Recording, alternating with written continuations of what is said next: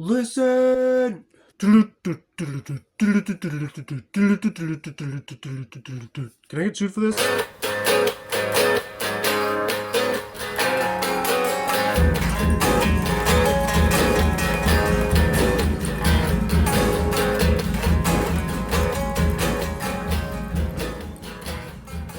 Caress of Steel, the third studio album by the iconic Canadian rock trio Rush. I will fight you over this album. No, I won't. I won't even try to convince you to like it if you don't like it. But what I don't like is narratives that form around albums where enough people say that an album is doesn't measure up to the rest of an artist's catalog to where other people just start parroting the same thing. This is an interesting case because this is an album where the band themselves don't speak especially highly of the record, or they speak about it as if it's sort of like an unfortunate misstep, even though they were proud of it, like when they made it. They obviously started to see the album differently in hindsight due to the poor reception it initially got. However, to me, as a seventh grader in the 80s, the mid 80s, going back through the Rush catalog, none of that mattered. I had no idea this album was poorly received, and that wouldn't have made a difference to me anyway. What I love about this album is that although it is very much a decisive step into the whole prog realm, it's even more of a step into the prog realm than what we saw on the previous album, Fly By Night. But you can still hear lots of traces of the band's classic rock origins. I talked about this in my deep cut dive on Rush, which I'll link in the description, where I went back and listened to the like the whole catalog, and I was really struck that the transition from this like Midwestern, like quintessential classic rock sound to prog wasn't as clear cut as I had initially remembered it. I initially remembered that Neil Peart joined, and all of a sudden they were like off and running into this like drastic transition. That's not how it played out. So on the two albums immediately following Peart's arrival in the band, Fly By Night and this one, Caress of Steel, there's so much of that still in their system, and I love it. The song I Think I'm Going Bald should have been all over classic rock radio. It should have been played on classic rock radio for the last 50 years, and yet it hasn't been. I'm kind of glad that it hasn't, because that means it isn't overplayed. But it is as much of a classic rock classic as you're ever going to find anywhere in the entire canon of 70s rock. Like it doesn't get any more classic rock than that song. I love that song. I think that song, like I said, whenever I hear that song, I can totally picture it. It's like time traveling back to the 70s, which I barely remember, but I was there. Barely. I was like 2 when this album came out, going on 3 years old. But I can still recall the like ambiance of AM radio in a car, like a Cadillac with that upholstery on it, and the way it sounded so warm.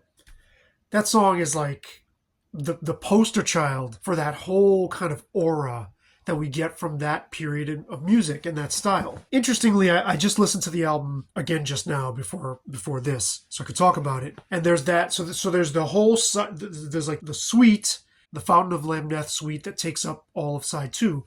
But on side 1, there's a 12-minute multi-part tune named The Necromancer, and I was very surprised at how much. That's basically like a classic rock medley, like a bunch of classic rock style ideas approached from a prog perspective, or like with a prog sense of arrangement and sequencing, right? A lot of that sounds like classic rock, just sort of stretched out from a different angle, which I think is really cool, because I had never really responded to that particular song. It wasn't the highlight for me when I got this cassette at like 14 or however old I was. I really gravitated to the first 3 songs, Bastille Day, I Think I'm Going Bald, and Lakeside Park, which is still one of my favorites by them. Actually, all 3 of those tunes are among my favorites by them. And then the suite on side 2. So Geddy Lee in his book says something like we were really high. In the Wikipedia notes, it references that, and I vaguely recall having listened to his book where he talks about all the weed they were smoking. But he makes it sound like they were like confused or something, like they weren't, like somehow that like diluted their sense of purpose.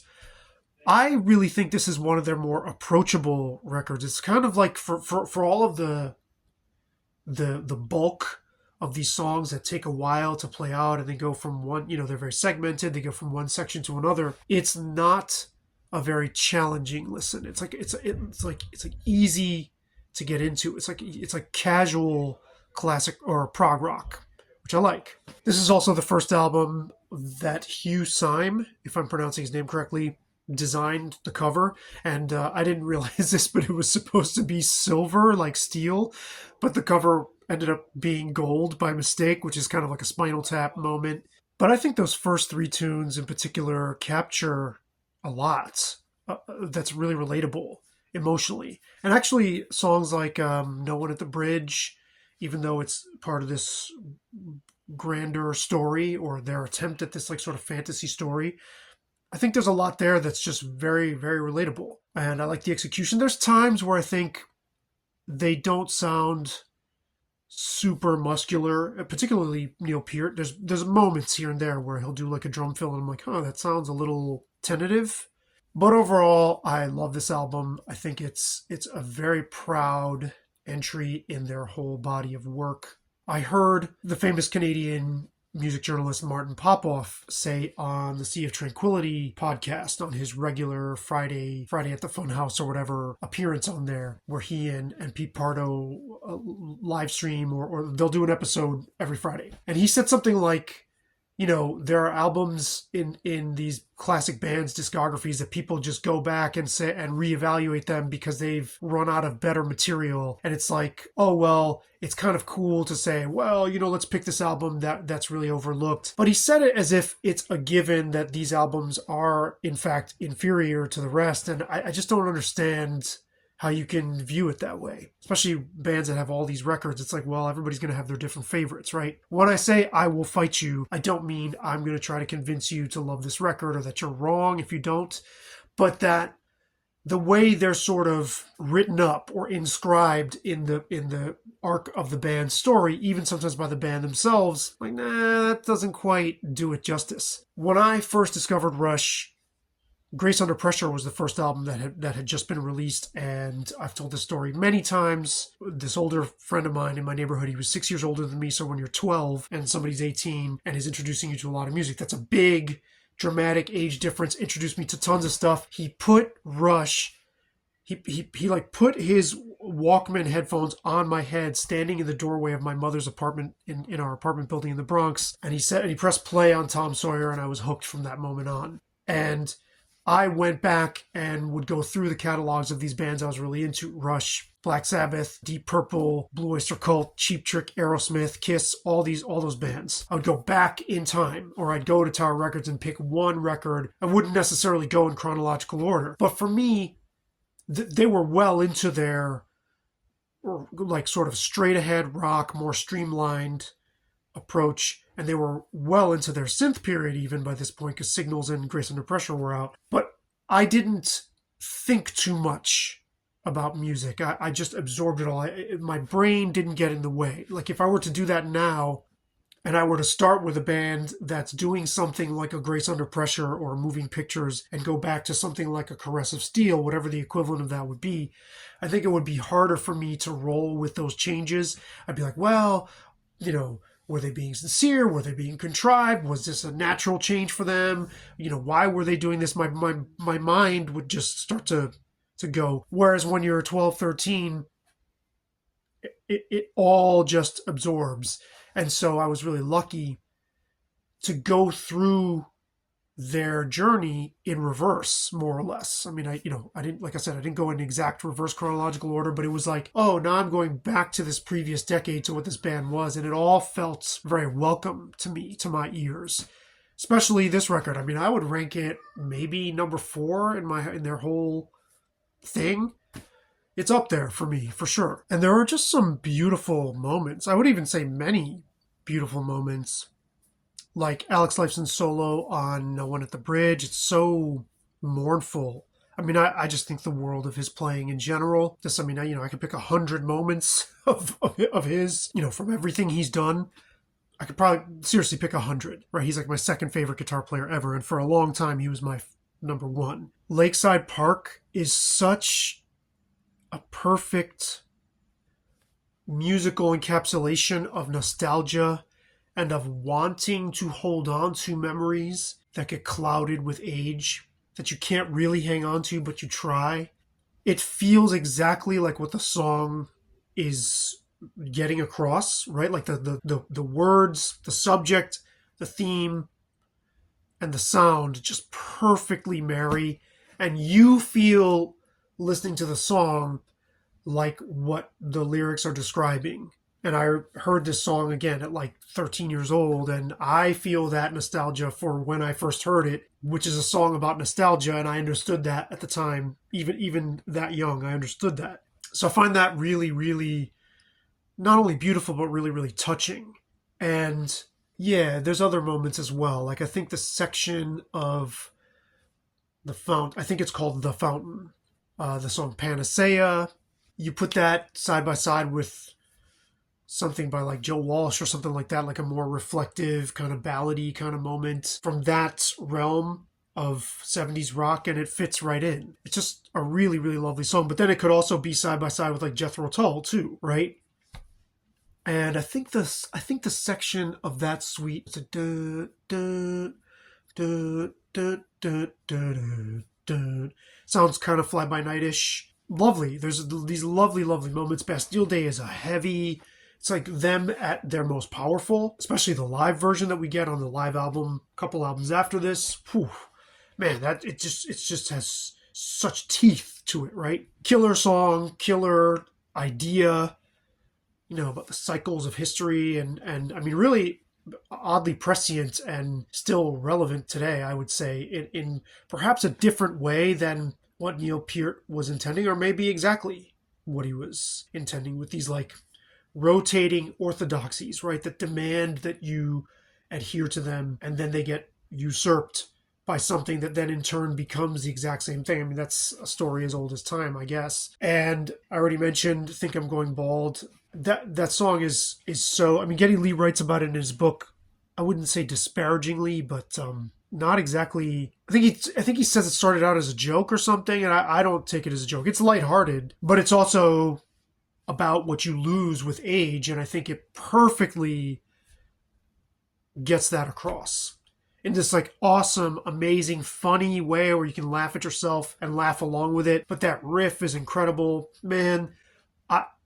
If you're old enough to remember those like K-Tel commercials, this is for a certain generation only, but they would be like these compilations that you could mail order, and I guess they sold them at gas stations and truck stops and stuff too. But there'd be like a bunch of songs from a particular genre.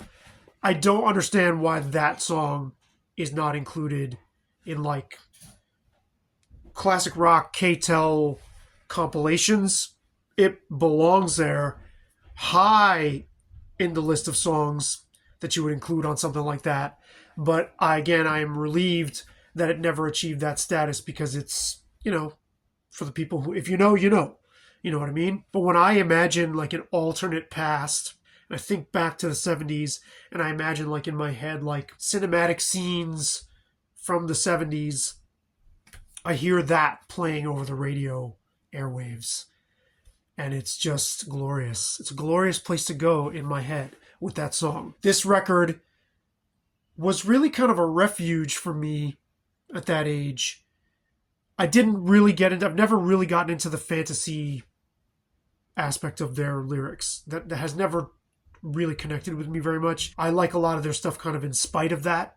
But the vibe of these like musical landscape paintings allowed me to really get lost in them. And again, I find this album more approachable than 2112. 2112, there's aspects of it I really, really, really love. But this to me is kind of like getting on a boat, falling asleep on the boat, and then ending up somewhere totally different in your mind, in your perception. And you just wake up somewhere different than where you started out.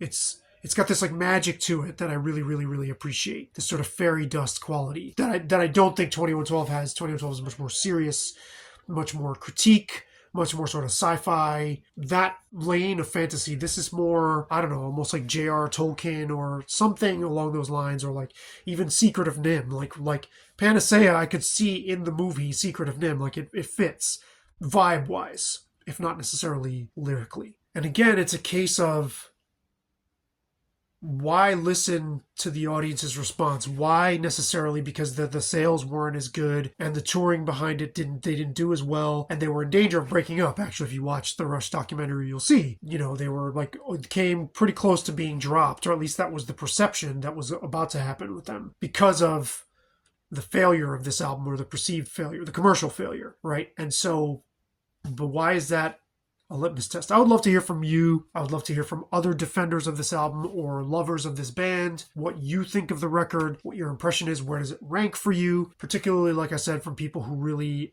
stand behind it like I do. I love it. It's got a really kind of oddly sort of fragrant vibe, but also pretty dark and eerie and sort of profoundly unsettled vibe. Like there's something almost depressive about some of the twists and turns it takes.